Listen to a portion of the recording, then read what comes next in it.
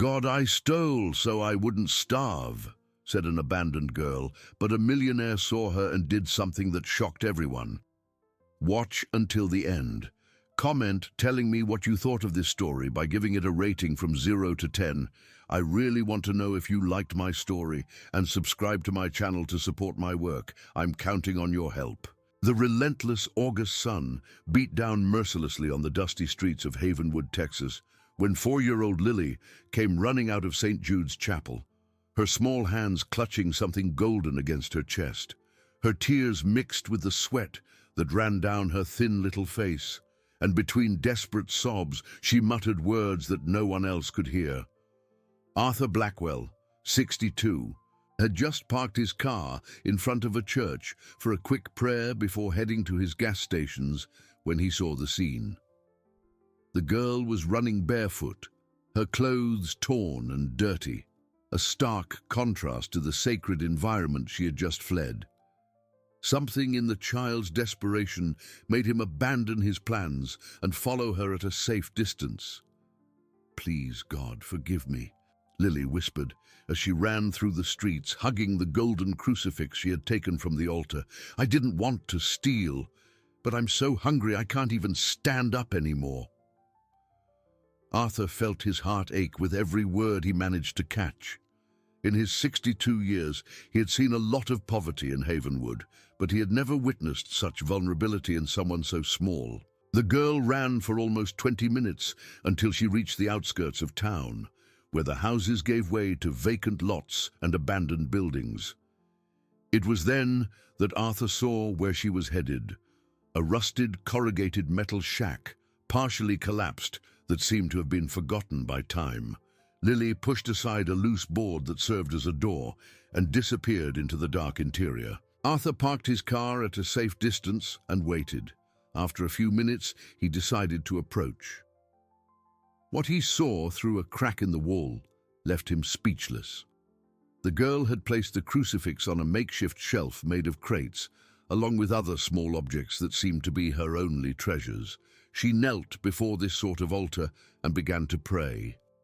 "Mommy, I took something from the church," she said to a faded photograph propped up among the objects, "but I promise I'll give it back when I'm not hungry anymore. You always said God understands when we're in real need." The inside of the shack was a reflection of extreme poverty. A thin, torn mattress occupied one corner, surrounded by leaky buckets that were likely used to collect rainwater. Piles of cardboard served as furniture, and leftover food stored in plastic containers revealed that the girl was surviving on scraps she found. Arthur stepped back, deeply disturbed by the scene. As a successful businessman, he was used to solving problems with money and authority, but this situation required something he wasn't sure he still possessed: human sensitivity. He decided to approach the entrance of the shack and knock lightly on the board that served as a door. "Hey, little one," he said in the softest voice he could manage. "Are you okay in there?" The silence was immediate. Arthur could feel the fear emanating from inside the shack. "I'm not here to hurt you," he continued. "I saw you running from the church and got worried. Are you hungry?" Still, no answer. Arthur waited a few more minutes before trying again. "Look, I'm going to leave some things here by the door for you, okay? Food and clean water." He went back to his car and grabbed the snacks he always carried for his long workdays, along with a bottle of water. He left everything in front of the shack's entrance and moved away, but he didn't leave completely. He watched from a distance. After nearly an hour, the board moved slightly, and a small hand emerged, quickly pulling the items inside. Arthur smiled for the first time that day, but his joy was brief. There was something profoundly wrong with this situation, and he knew he couldn't just ignore it. In the following days, Arthur completely changed his routine. Instead of going straight to his gas stations in the morning, he would first stop by the shack, always leaving food and water. Lily never appeared while he was nearby, but the items always disappeared quickly. It was during one of these morning visits that everything changed. A strong gust of wind blew down the board at the entrance, and Lily ran out in a panic, not realizing she had dropped something on the ground. Arthur approached and picked up the object. It was a faded photograph of a young woman with dark hair and kind eyes. His blood ran cold. He knew that face. He knew it very well. "Carmen," he muttered, holding the photo with trembling hands. Carmen Sanchez had worked for him 5 years ago in the administrative offices of his gas stations. She was an exemplary employee, always punctual, dedicated, and had a little girl she spoke of with great affection. Arthur vaguely remembered the child who sometimes came to the office when Carmen had no one to leave her with. But Carmen had been fired on charges of theft. Jean Ferguson, his trusted manager at the time, had presented evidence that she was skimming money from the cash registers. The proof seemed irrefutable, and Arthur, though with a heavy heart, had made the decision to fire her immediately. Now, looking at that photograph and remembering the desperate little girl living alone in an abandoned shack, a terrible suspicion began to form in his mind. What if Jean had lied? What if Carmen was innocent? And what if the child he had been feeding for days was... "Lily," he whispered, remembering the name Carmen always mentioned when she talked about her daughter. The weight of guilt fell on his shoulders like a mountain. If his suspicions were correct, he had destroyed an innocent woman's life, and indirectly abandoned a child to fend for herself. The question that tormented him now was, where was Carmen, and why was Lily alone in that place? Arthur spent the entire night rummaging through his old files, desperately searching for any information about Carmen Sanchez. His hands trembled as he sifted through dusty documents stored in boxes in his basement. When he finally found the folder with her name, his heart broke as he read the details of her dismissal. Jean's accusations were too specific to be made up, or at least that's what Arthur had thought at the time. A $400 shortfall from the register at the Main Street station, forged documents to cover the theft, lies about clock-in and clock-out times. It all seemed so real that Arthur hadn't questioned it for a moment. But now, with Carmen's photograph in his hands and the memory of her daughter living in inhuman conditions, every detail of those accusations began to seem suspicious. Why would a woman who so desperately needed a job steal such a small amount? Why hadn't she defended herself more fiercely? And why had Jean insisted so strongly that she be fired immediately, without a chance to explain? The next morning, Arthur arrived at the shack earlier than usual. This time, instead of just leaving food at the entrance, he decided to try a different approach. He sat on the ground, a safe distance from the entrance, and began to speak. "Lily, I know you're in there," he said in a soft voice. "My name is Arthur, and I knew your mother. Carmen, right? She worked with me a few years ago." A soft noise came from inside the shack, as if someone had moved quickly. "Your mother was a very good person," Arthur continued. "She always talked about you with so much love. She said you were the most important thing in her life." This time, the silence was different. Arthur could feel that the girl was paying attention. "I want to help you, Lily. I want to give you real food, a safe place to live, clean clothes. But first, I need to know where your mother is."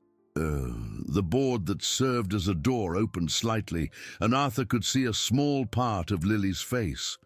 Her big, frightened eyes watched him with a mix of hope and distrust. "Mommy went away," she said in a voice so low that Arthur had to lean in to hear. "She said she was going to work at a factory far away and that she would come back to get me. But it's been a long time." Arthur's heart broke. "How long ago did she leave, sweetie?" "I don't know how to count right," Lily replied, opening the door a little wider. "But it's rained many times, and the cold has come and gone twice. 2 years. The child had been alone for 2 years, surviving on scraps and rainwater." Arthur felt a wave of nausea as he imagined everything she had been through. "Lily, do you want to come with me? I can give you a warm bath, clean clothes, and real food, and we'll look for your mother together." The girl stepped completely out of the shack for the first time. Arthur could see how thin she was and how inadequate her clothes were. But what struck him most were her eyes. There was an intelligence there that hunger and abandonment had not managed to extinguish. "You're not going to take me to an orphanage, are you?" she asked, showing a precocious wisdom about the dangers an abandoned child faced. "No," Arthur promised. "I will take care of you while we look for your mother." Lily picked up the faded photograph and a few of her small treasures before following Arthur to the car. During the drive to his house, she didn't say a word, but she watched everything attentively, as if memorizing every detail of the way back. Arthur's house, a simple but comfortable home in the center of Havenwood, looked like a palace to Lily's eyes. She touched everything with reverence, as if afraid of breaking something valuable. "You can make yourself at home," Arthur said, preparing a warm bath for her. "This is your home now." While Lily took her first warm bath in years, Arthur called someone who could help him find out what had happened to Carmen. Elaine Roberts, a social worker he had known for years through community projects his company had funded. "Arthur, what a surprise," Elaine said when she answered the phone. "It's been a while." "Elaine, I need your help with something very important," he explained, quickly telling her about Lily and his suspicions about the injustice committed against Carmen. "My God, Arthur," Elaine replied after hearing the whole story. "I'll start investigating immediately. Cases like Carmen's leave traces in public records. If she got a job at a factory, there should be records." After her bath, Lily appeared in the living room wearing a large T-shirt Arthur had found, her wet hair framing her small face. She looked like a different child, closer to the 4 years she actually was. "Mr. Arthur," she said, using the respectful address, "do you think my mommy is okay?" Arthur knelt to be at her eye level. "We're going to find out, sweetie. I promise you." That night, after Lily fell asleep in a real bed for the first time in years, Arthur made a call he had been putting off. He needed to confront Jean about the accusations against Carmen, but he knew he had to be careful. If his suspicions were correct, he was dealing with someone capable of ruining an innocent person's life. "Jean, it's me, Arthur," he said when his former employee answered. "Mr. Blackwell, good to hear your voice." Jean replied with exaggerated enthusiasm. "How's business?" "I want to talk to you about Carmen Sanchez," Arthur said directly. "Remember her?" There was a long pause before Jean answered. "Of course I remember, the employee who was stealing. Why are you asking about her?" "I found her daughter. She's living in terrible conditions, completely abandoned." "What a shame," Jean said. But his voice sounded forced. "I always knew Carmen was no good, probably abandoned her daughter when she saw she was about to be found out." Something in Jean's tone made Arthur even more suspicious. "I want to review the documents from that case.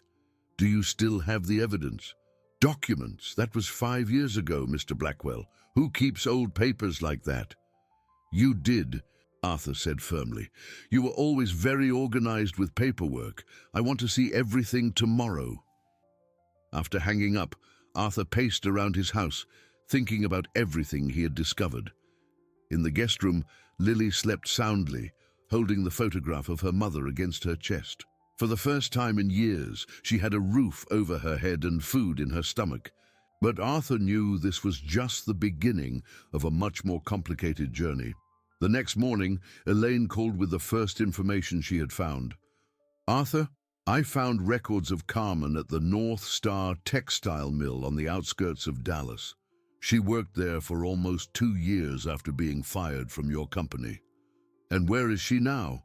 Arthur asked, his stomach tightening. The silence on the other end of the line said it all. "Arthur, there are records of an industrial accident at the factory 3 years ago. Carmen was among the victims." Arthur's world collapsed. Carmen was dead, and Lily was truly an orphan. Even worse, If she had died working in precarious conditions in a distant factory, it was because she desperately needed a job after being unjustly fired by him. "There's something else," Elaine continued. "I got in touch with a former colleague of Carmen's at the factory. She said Carmen always talked about being fired unfairly, that someone had framed her, and that her greatest pain was having to leave her daughter with relatives in Havenwood because she couldn't support her alone." Arthur hung up the phone with trembling hands. Lily wasn't abandoned by her mother's choice. Carmen had been forced to leave her behind while she tried to rebuild her life after the injustice he had allowed to happen. And now he needed to find out which relatives Carmen had left Lily with and why the girl had ended up alone in that abandoned shack. Arthur spent the next few days trying to find out more about Carmen's family, while Lily slowly adapted to her new routine. The girl still woke up several times during the night, looking for the rainwater buckets and the torn mattress from the shack. Every gesture she made reminded Arthur of the extent of the trauma she had suffered. Elaine arrived on Thursday with information that would change everything. She had managed to track down Carmen's relatives through city records and discovered a disturbing truth. "Arthur, Carmen left Lily with an aunt named Sofia Sanchez," Elaine explained, "sitting in the living room while Lily played in the yard. But Sofia passed away 2 years ago from heart problems. From that point on, I lost track of the girl." "What do you mean you lost track?" Arthur asked, feeling a tightness in his chest. "There are no records of Lily being taken to a shelter or adopted by other relatives. It's as if she just disappeared from the system." Arthur looked out the window where Lily was sitting under the large oak tree, drawing with colored pencils he had bought for her. Always birds, always flying away. "There's something more," Elaine continued, hesitating. "I managed to talk to some of Sophia's neighbors. They said that after the aunt's death, a man showed up at the house, claiming he was going to take care of Lily.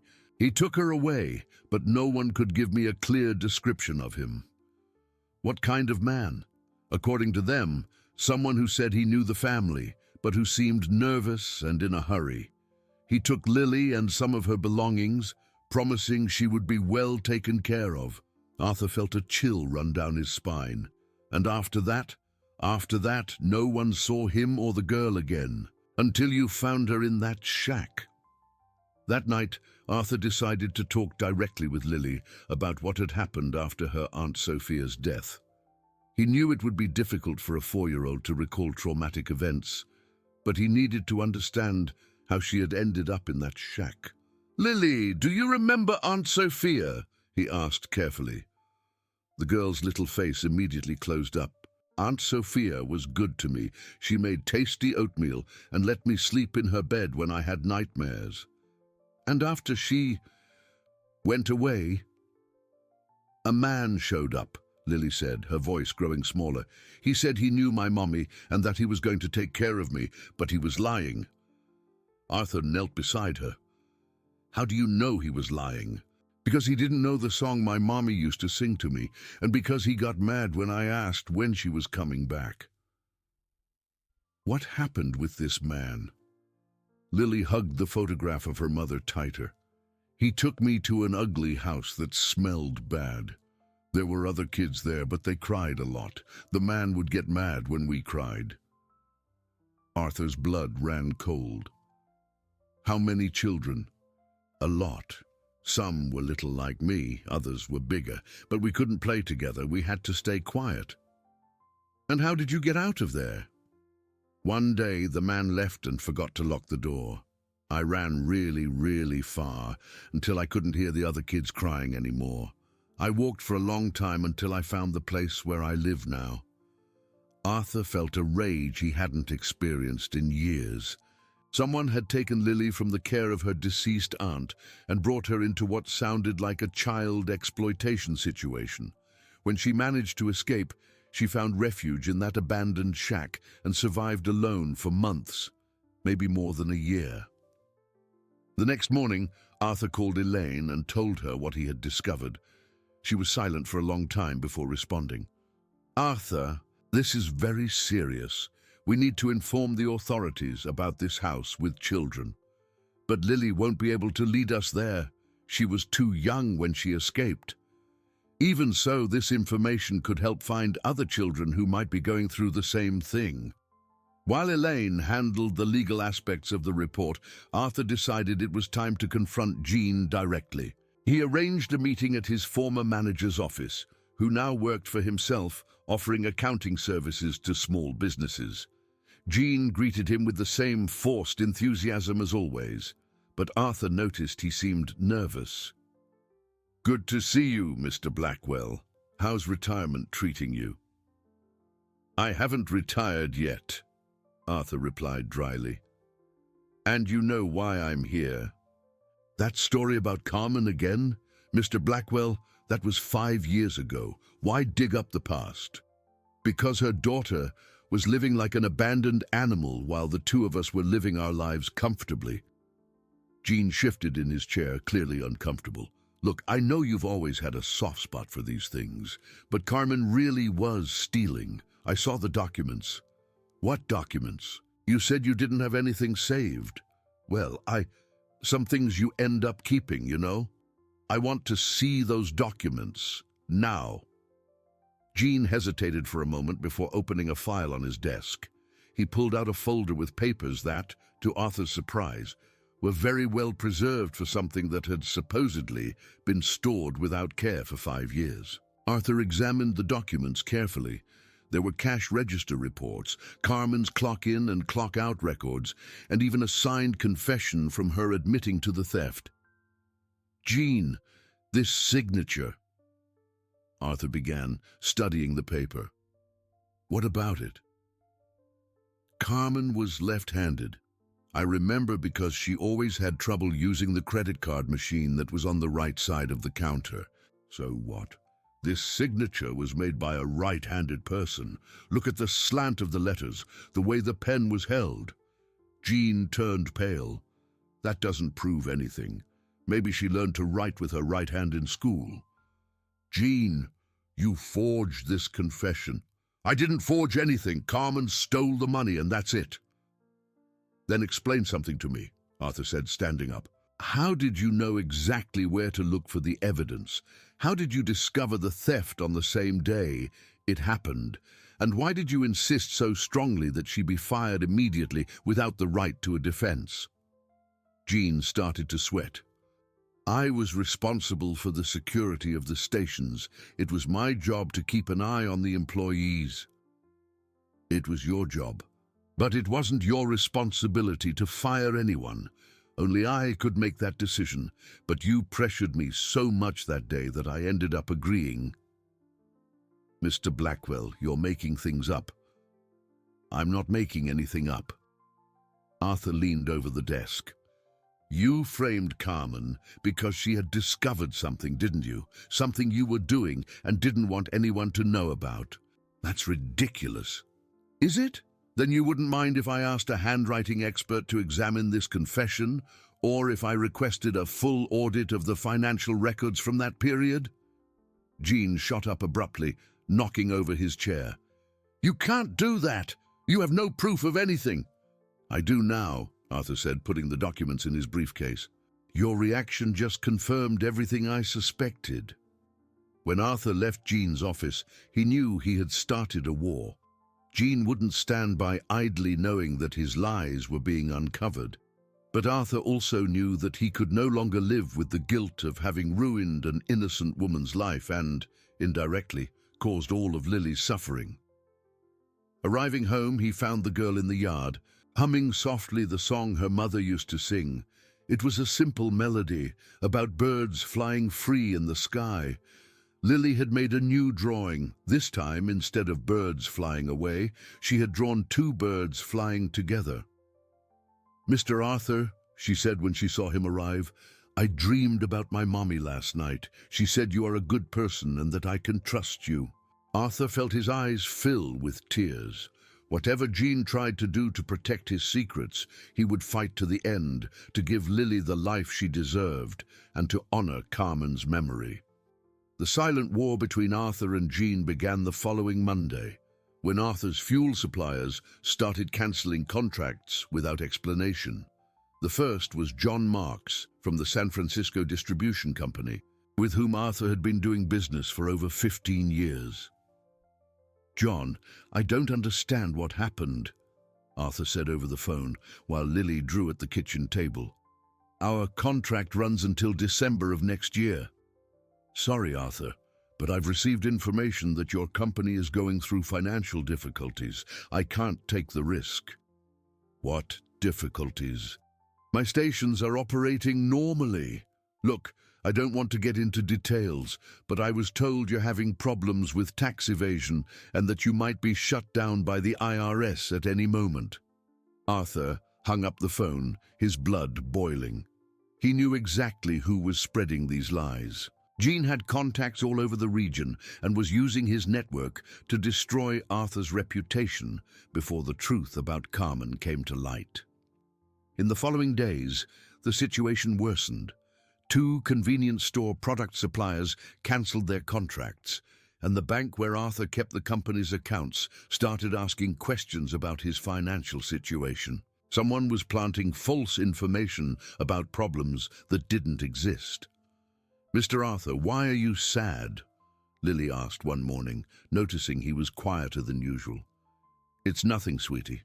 Just some problems at work.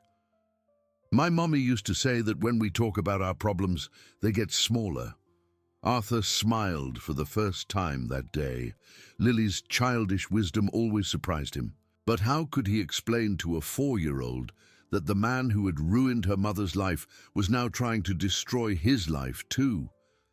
The situation became even more complicated when Elaine called with worrying news about Lily's custody process. "Arthur, someone has filed an objection to your request for temporary custody," she said with a tense voice. "What do you mean, an objection? Who?"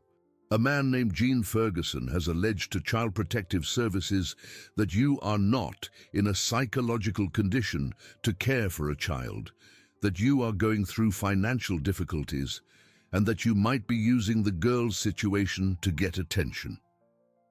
Arthur felt a wave of rage that made him tremble. "That bastard has no limits. There's more. He said he knew Carmen personally and that she had commented that she didn't trust you, that you had been unfair to her." "That's a lie.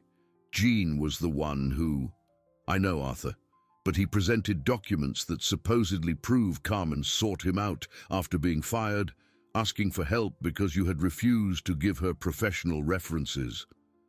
"What documents?" "A statement signed by him, attesting that he helped Carmen financially because she was in need after the unjust dismissal." Arthur saw the move.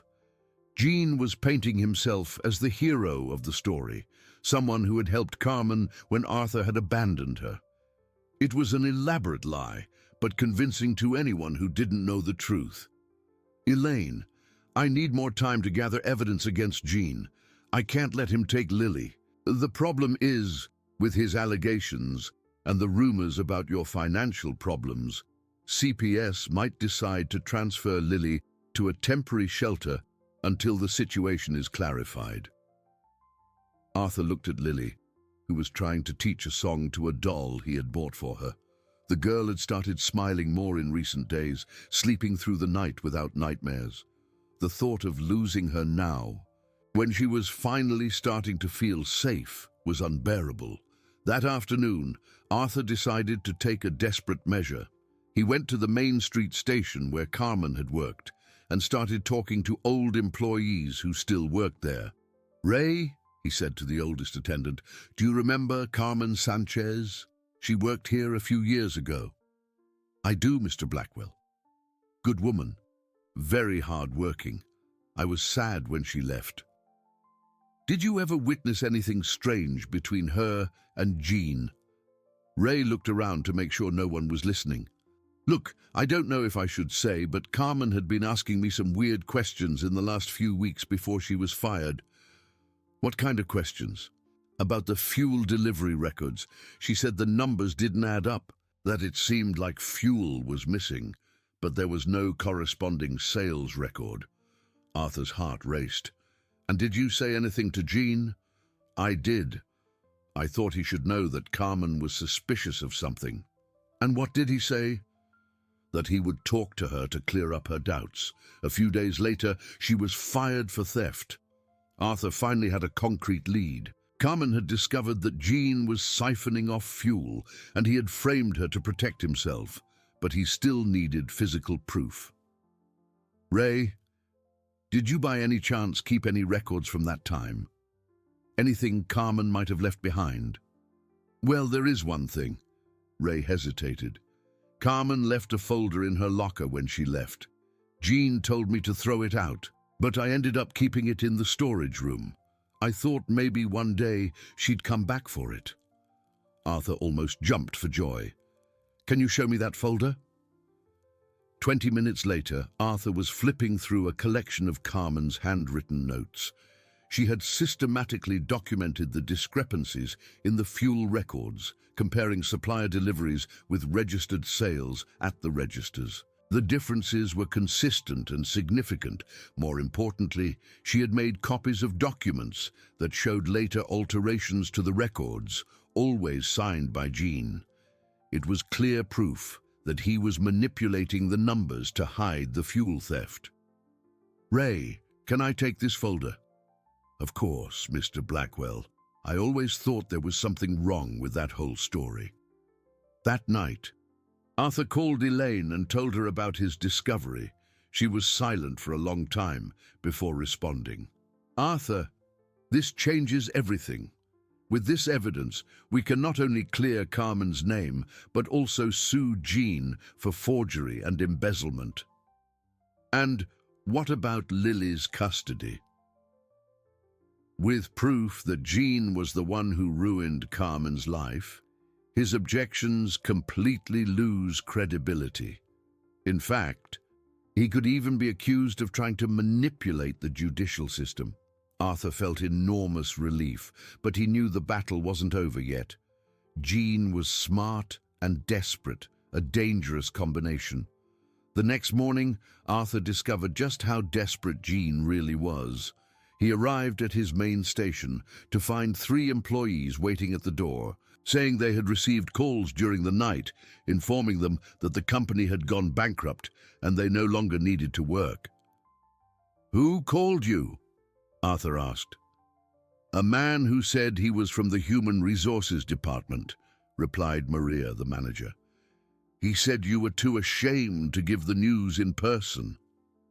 Arthur realized Jean had escalated his war, not content with just spreading rumors. He was now directly interfering with the company's operations. But there was something Jean didn't know. Ray had called that morning with a piece of information that would change everything. "Mr. Blackwell, I remembered something else," the attendant said over the phone. "There's a man who works for a transport company who always commented on the strange deliveries Jean used to request. If you want, I can arrange for you to talk." It was the missing piece of the puzzle. Arthur would finally have evidence not only of the thefts, but also of how Jean was reselling the stolen fuel. Meanwhile, at home, Lily asked a question that broke Arthur's heart. "Mr. Arthur, if I'm a very good girl, will you let me stay here forever?" Arthur knelt beside her and hugged her tightly. "Lily, you are already the best girl in the world, and I will fight with all my strength for you to stay here with me." But as he said these words, Arthur knew that Jean was preparing a final attack. The question was, who would land the decisive blow first? The meeting with Fernando Oliveira, a driver for the St. Peter's Transport Company, took place on a Friday morning at the Lone Star Diner, a small restaurant far from the prying eyes of downtown Havenwood. Fernando was a 50-year-old man with calloused hands and the suspicious gaze of someone who had seen many irregularities throughout his career. "Mr. Blackwell, I always knew there was something wrong with those deliveries Jean used to order," Fernando said, nervously stirring his coffee. "But I needed the job, so I pretended not to see anything." "What kind of deliveries?" Arthur asked, recording the conversation on his phone with Fernando's permission. fuel that was supposedly for the maintenance of your stations, but ended up at private businesses. Jean always said it was on your orders, that you had special deals with some clients. Do you remember where these deliveries were made? Of course. I do. Zay's auto shop, Mark's station on the Apodi Road, and even Jean's own rural property. Always at strange hours, usually at dawn or on weekends. Arthur felt the puzzle finally coming together. Jean not only siphoned fuel from the stations, but had also set up an illegal resale network, and he had used Arthur's name to legitimize the operations. Fernando, would you be willing to repeat this officially? In a deposition. Fernando hesitated. Mr. Blackwell, Jean is vindictive. If he finds out I talked, he won't find out from me.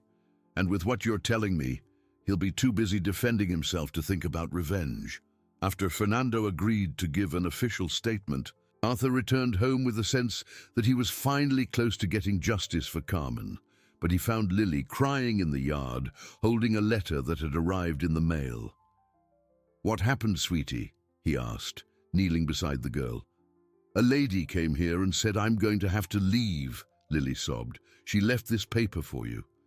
Arthur opened the letter with trembling hands. It was an official notification from Child Protective Services stating that due to concerns raised about your financial and emotional capacity, a hearing would be held the following Monday to determine if Lily should be transferred to a temporary shelter. No, sweetie, that's not going to happen, Arthur said, hugging Lily tightly. I won't let anyone take you from here. But internally, Arthur knew the situation was critical. Even with the evidence he had collected against Jean, he would still need time to process it officially, and CPS could make a rash decision based solely on the accusations. That afternoon, Elaine arrived at Arthur's house with more bad news. Arthur, Jean got a temporary injunction alleging that you are exposing Lily to an unstable environment, she said, clearly frustrated. He argued that your financial difficulties and the stress of the situation are affecting the child's well-being. What financial difficulties? My stations are operating normally. I know, but he presented documents from suppliers cancelling contracts, employees reporting late payments, problems we know he caused himself. And can't we use that as evidence that he's sabotaging my company? We can try, but the family court judge who reviewed the case is cautious. He believes it's better to protect the child first and resolve the issues between adults later. Arthur felt his world collapsing. After everything he had been through to discover the truth about Carmen, after seeing Lily finally start to recover from her trauma, she would be taken away because of the lies of the same man who had destroyed her mother's life. How much time do we have? He asked. The order takes effect on Monday. Lily will be transferred to the St. Francis shelter until the situation is resolved. Arthur looked out the window, where Lily was trying to teach her song to a bird that had landed in the yard. The girl had created a comforting routine in his house, was gaining weight, smiling more. The thought of her waking up on Monday in a strange place, surrounded by strangers, caused him physical pain in his chest. That night, Arthur made a desperate decision. He called every contact he had in the region, lawyers, businessmen, local politicians, anyone who could help him expedite the case against Jean. It was then that he received an unexpected call from Dr. Sebastian Mendez, a retired lawyer he had met at business events. Arthur, I heard through the grapevine that you're facing some problems. Can I help? Dr. Mendez, I appreciate the offer, but my case is complicated. It involves child custody and accusations against a former employee. Arthur, there's something you need to know about me. My full name is Sebastian Sanchez Mendez. Arthur's blood ran cold. Sanchez? You are Carmen Sanchez's father, Lily's grandfather. The world stopped. Arthur had to sit down, trying to process the information. Dr. Mendez, Why did you never say anything? Why did you never look for Lily? Because I didn't know where she was, the man replied with a choked voice. Carmen and I had a falling out years ago over foolish pride. When she died, I tried to find Lily, but she had disappeared after her Aunt Sophia's death. I spent 2 years looking for her. How did you know she was with me? A friend of mine who works for CPS told me about the case. When he mentioned the name Lily Sanchez and said you were involved, it all made sense. Dr. Mendez, I need your help. Jean is trying to take Lily to a shelter using lies and manipulation. The same Jean who worked with you 5 years ago? Yes, he was the one who framed Carmen and... Arthur, stop, Dr. Mendez interrupted with a cold voice. Gene Ferguson also ruined me financially 20 years ago. He forged documents to steal contracts that were mine, drove me to bankruptcy, and destroyed my reputation as a lawyer. Arthur felt as if he had been punched in the gut. Dr. Mendez, I didn't know. Of course you didn't. Gene is an expert at manipulating situations so that the right people never find out about his schemes. He destroyed my family, forced Carmen to distance herself from me out of shame for our financial situation, and now I find out he also ruined her life. He's doing the same thing to me now. Then let's end this once and for all, Dr. Mendez said with determination. I have information about Gene that I've kept for 20 years, waiting for the right opportunity to use it, and documents that prove how he forged evidence against me back then. What kind of information? Gene doesn't work alone, Arthur. He has a network of people who help him forge documents, create shell companies, and manipulate official records. I know names, dates, methods. Everything is documented. Arthur felt a hope grow in his chest for the first time in days. Dr. Mendez, if we combine our evidence, we can not only stop Gene, but also ensure that Lily stays where she belongs, with her family. But the hearing is on Monday. We don't have time to organize everything. We have the weekend, Dr. Mendez said, and I know the judge who will be deciding the case. If we present solid evidence that Gene is manipulating the judicial system to cover up his own crimes, he will suspend the transfer order. That night, Lily asked once more if she would have to leave. Sweetheart, Arthur said, hugging her on the living room sofa, remember when you told me you dreamed about your mother? I remember. What else did she say in the dream? That one day I would find my real family, and that when it happened, I would never be alone again. Arthur smiled, feeling tears in his eyes. Lily, tomorrow you're going to meet someone very special. Your grandpa. Lily's eyes lit up. My grandpa? Is he like you? He's even better, Arthur said. And together, we're going to make sure you never have to worry about leaving again. While Lily slept, Arthur and Dr. Mendez worked through the night, organizing 25 years of evidence against Gene Ferguson. It was time to bring justice not only for Carmen, but for all the lives that man had destroyed. Saturday dawned with Dr. Mendez knocking on Arthur's door at 6 in the morning, carrying 2 briefcases full of documents and a determined expression that Arthur hadn't seen on anyone's face in years. Lily was still asleep when the 2 men sat at the kitchen table to review decades of evidence against Gene. Arthur, what I'm about to show you will shock you, Dr. Mendez said, opening the first briefcase. Gene is not just a dishonest employee. He's the center of a corruption network that has been operating for over 2 decades.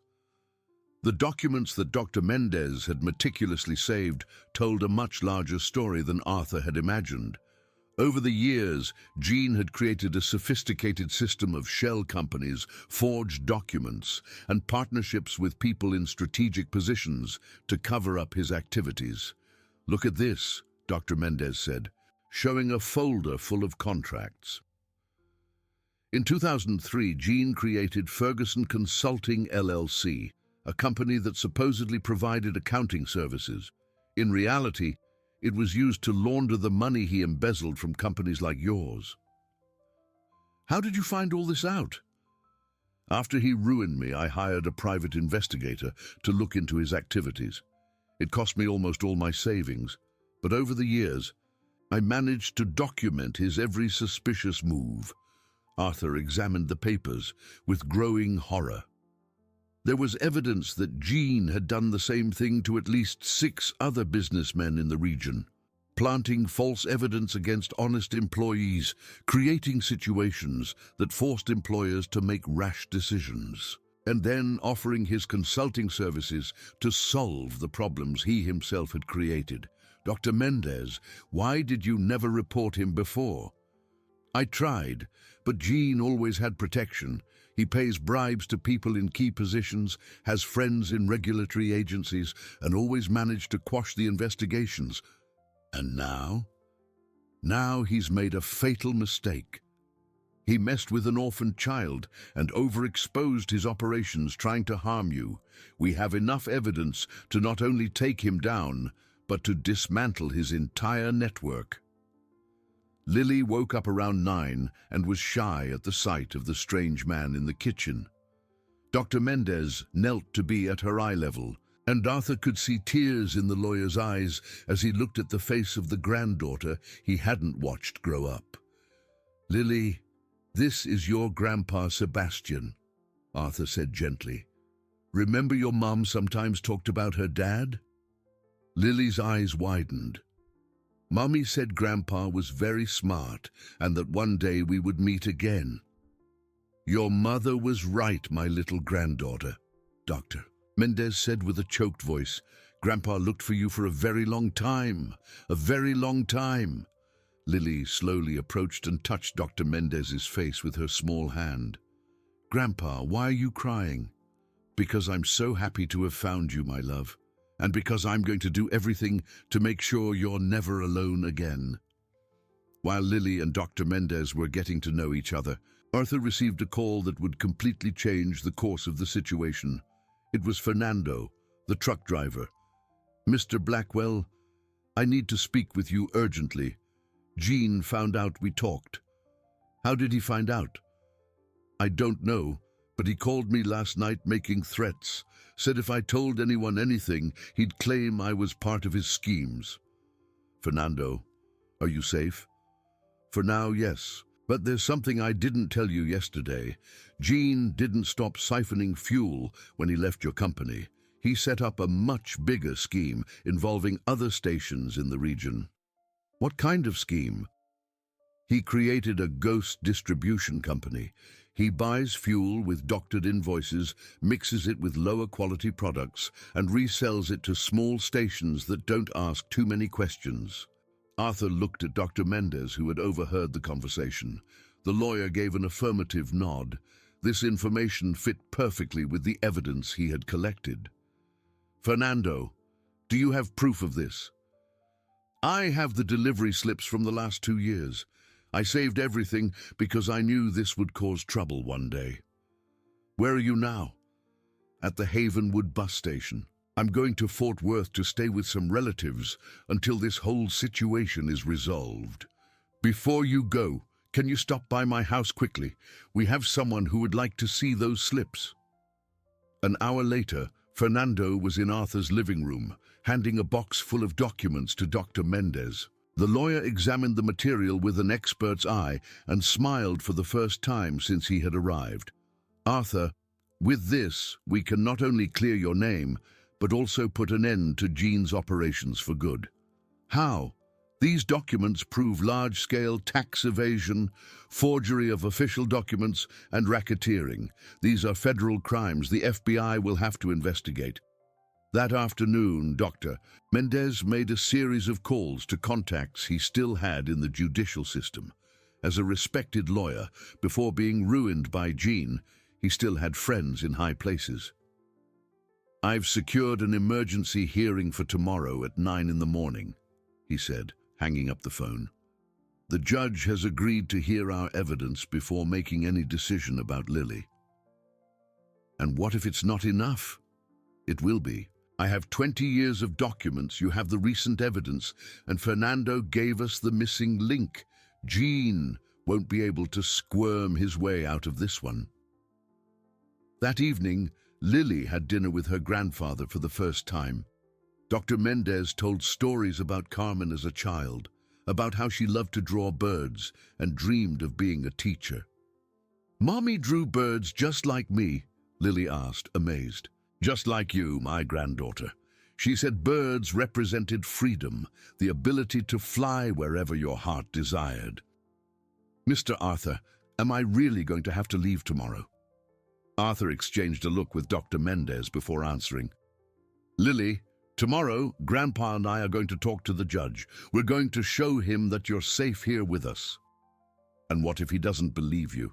He will believe us," Dr. Mendez said with conviction, "because we're going to show him the truth about the man who is trying to take you away." That night, after Lily fell asleep, the two men spent hours organizing the documents in chronological order, creating a timeline that clearly showed Jean's pattern of behavior over the years. "Arthur," Dr. Mendez said around midnight, "I want to apologize to you." "For what?" "If I had reported Jean more effectively 20 years ago, Carmen would still be alive and Lily would never have gone through all this." "Dr. Mendez, the one to blame for all of this is Jean, not us. We were just people trying to live our lives honestly. He was the one who chose to be a predator. But now we have a chance to get justice.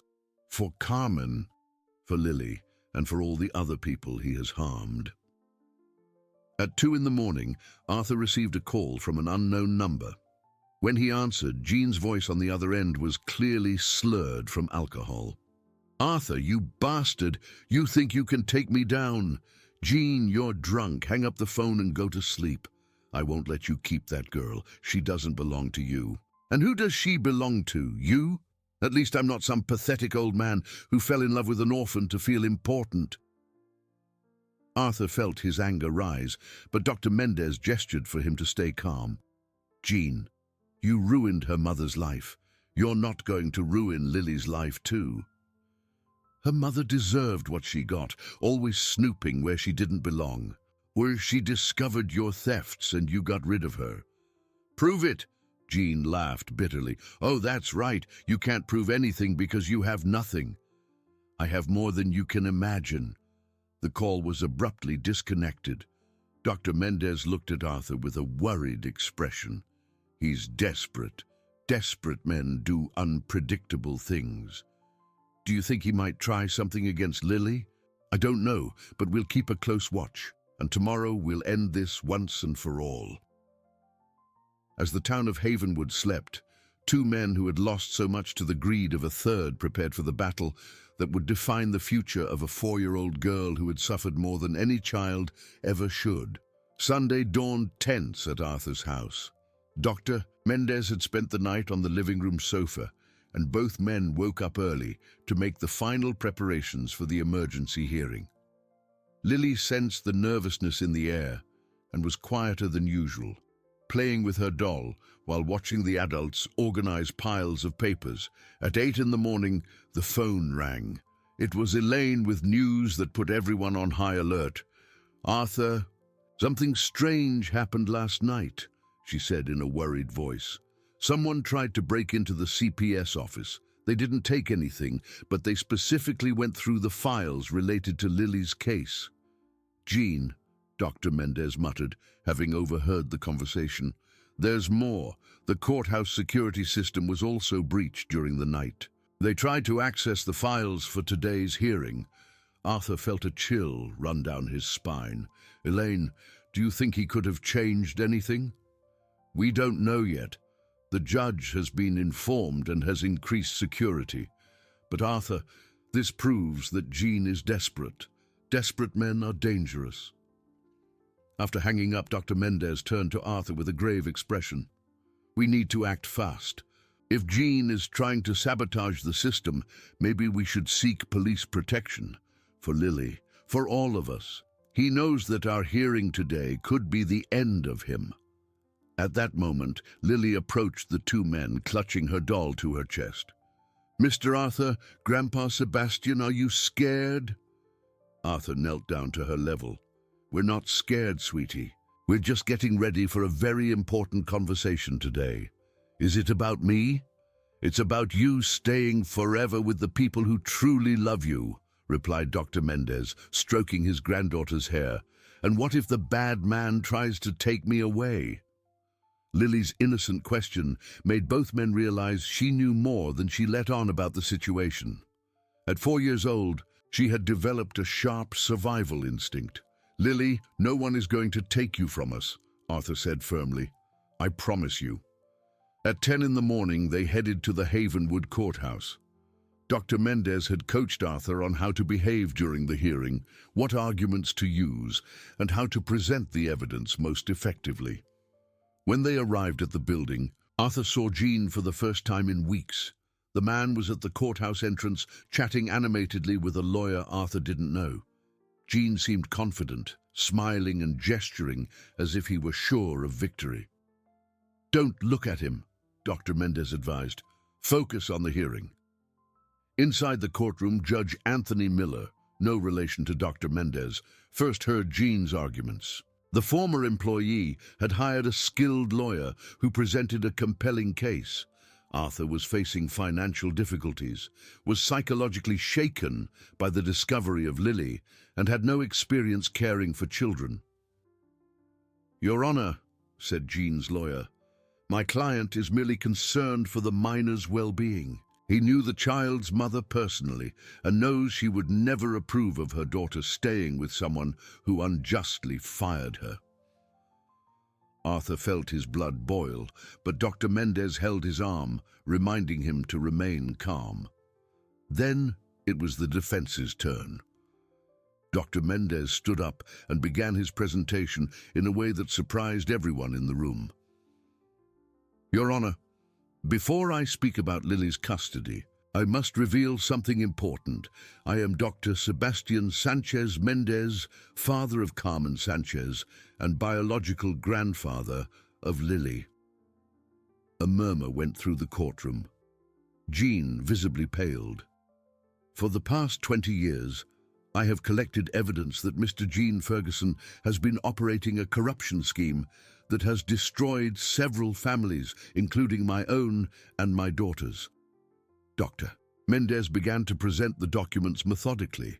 He showed how Gene had forged evidence against Carmen, how he had siphoned fuel from Arthur's stations, and how he had created shell companies to launder the stolen money.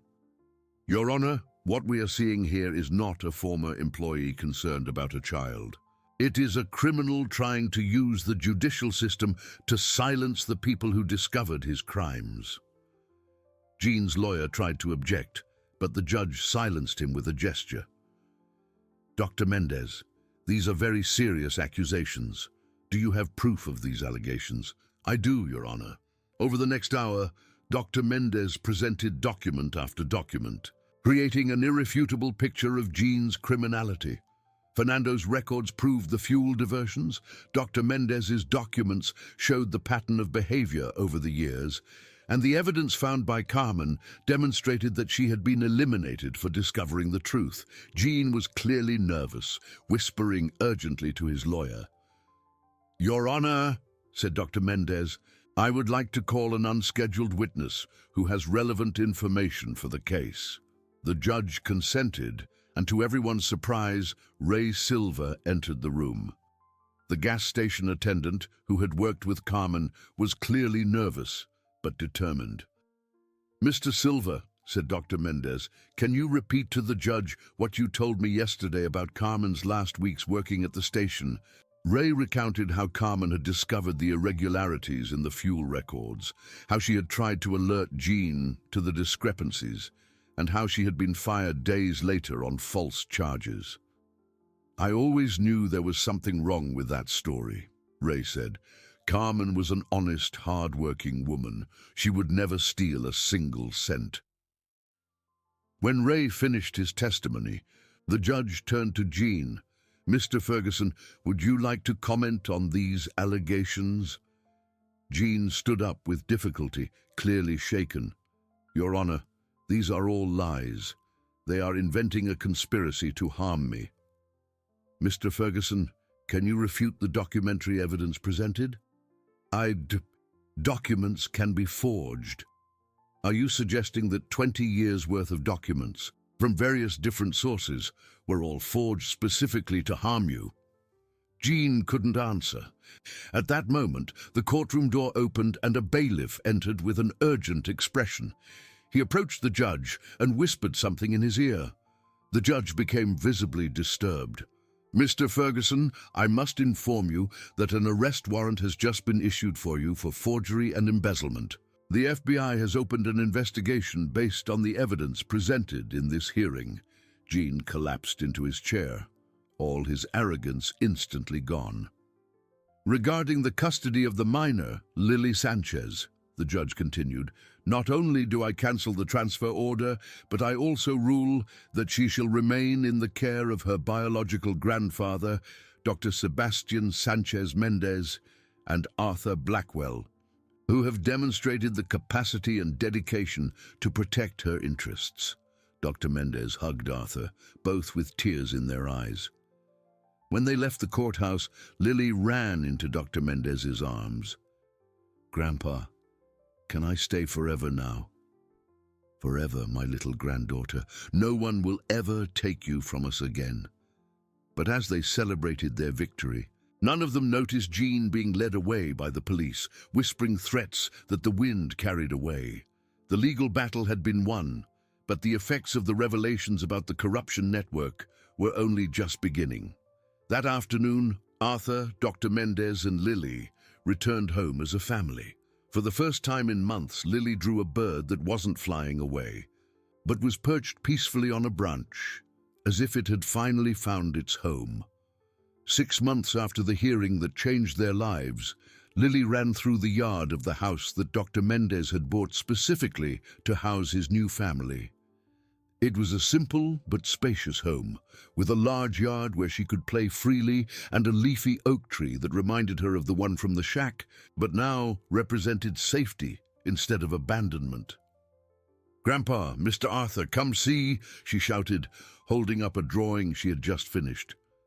The two men, who had become inseparable after the traumatic events of the previous year, approached to see Lily's artistic creation.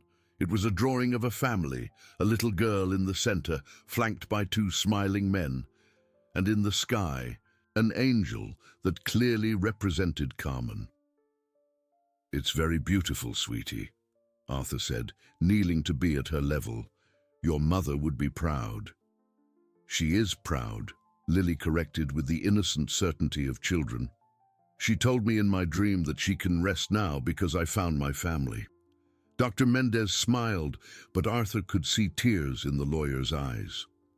In the last few months, they had worked together not only to care for Lily, but also to rebuild their own lives, shattered by years of Jean's manipulation. The FBI investigation had revealed the true extent of the corruption network Jean commanded. 17 people were arrested, including public officials, other corrupt businessmen, and intermediaries who facilitated the schemes. The scandal shook Havenwood and neighboring towns, but it also brought justice to many families who had been harmed over the years. "Mr. Arthur," Lily said, carefully placing her drawing in a folder Dr. Mendez had bought especially for her artwork. "Today, my teacher, Mrs. Martinez, said that next week we're going to have a presentation at school." Lily had started attending a private school at the beginning of the year, jointly funded by Arthur and Dr. Mendez.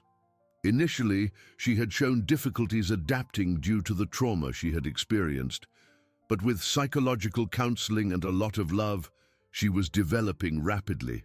"What kind of presentation?" asked Dr. Mendez. "Each child is going to talk about their family. And I'm going to say that I have the smartest grandpa in the world and the kindest uncle that exists."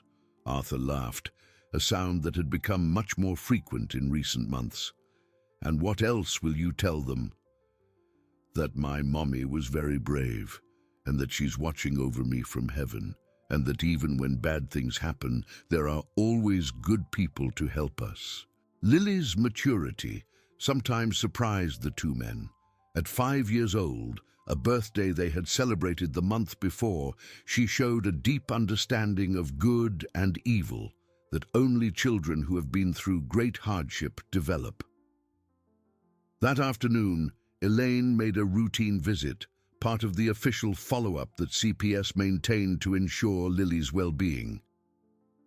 "How are you all adjusting to family life?"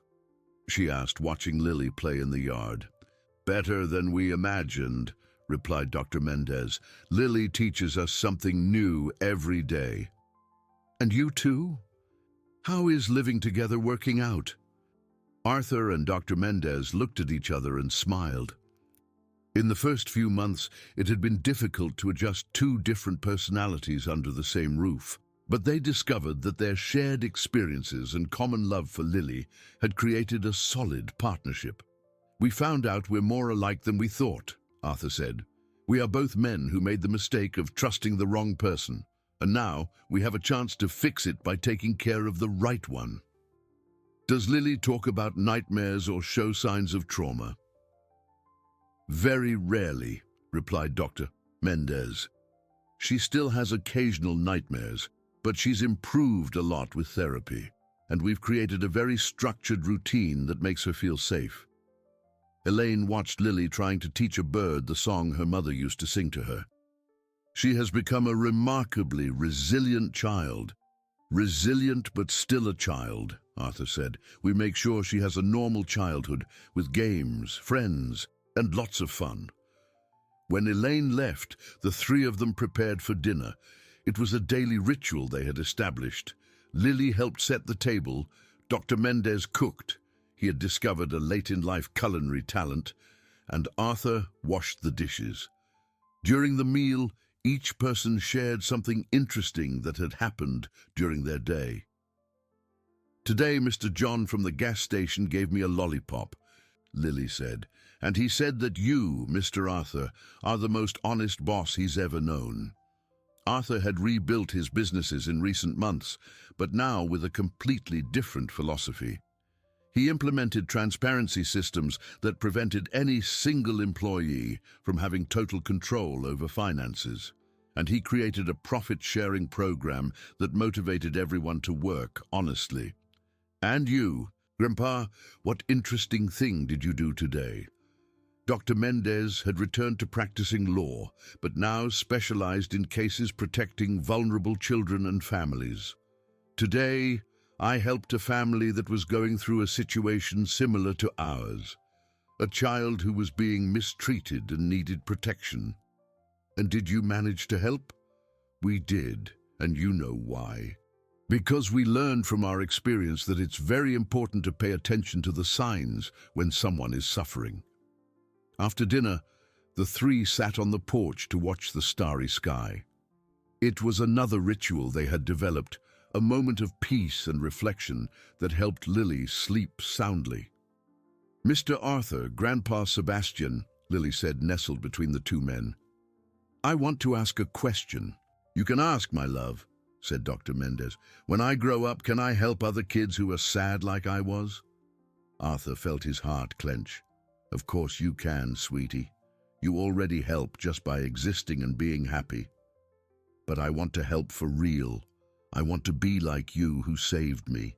"Lily," said Dr. Mendez, hugging his granddaughter, "you can be whatever you want to be. And if you choose to help other children, we will be here to support you." That night, after Lily fell asleep, the two men sat in the kitchen to talk, as they did every night. "Arthur, do you regret anything?" "I regret not realizing what Jean was doing sooner. I regret not helping Carmen when she needed it, but I don't regret a single decision we've made since I found Lily. Sometimes I think about what would have happened if you hadn't seen her running from the church that day." "I don't like to think about that," Arthur said with a shudder. "The important thing is that we found her, and now she has a family that loves her. You know what impresses me most about her?" "What?" How she managed to keep kindness in her heart even after so much suffering. Any child could have become bitter or distrustful, but she chose to keep believing in love. A year later, Lily turned 6 at a party filled with friends from school, neighbors who had become like family, and many people who knew her story and were touched by her courage. Arthur and Dr. Mendez looked on proudly as she played with other children, completely integrated into a normal, happy life. "She doesn't remember the shack anymore," commented Dr. Mendez, watching Lily laugh out loud at a game. "Yes, she does," Arthur corrected. "She just doesn't let it define her anymore. She chose to remember her mother's love, not the pain she went through." That night, Lily made a request before falling asleep that perfectly summarized their entire journey. "Thank you, God, for giving me a family that loves me. Thank you for taking care of Mommy in heaven. And thank you for turning bad things into good things." Arthur and Dr. Mendez looked at each other in the darkness of the room. The girl who had once run desperately through the streets of Havenwood had become a happy, confident child, surrounded by love and security. And they, 2 men who had lost so much to the greed of a criminal, found in protecting her a purpose that gave new meaning to their lives. The story had begun with pain and injustice, but it ended with love, family, and the certainty that, even in the most difficult circumstances, there are always people willing to make a difference in the lives of those who need it. If you like this video, please subscribe to my channel. I promise to bring you videos every day that will make your life happier. Comment what you thought of my story with a rating from 0 to 10, and thank you very much.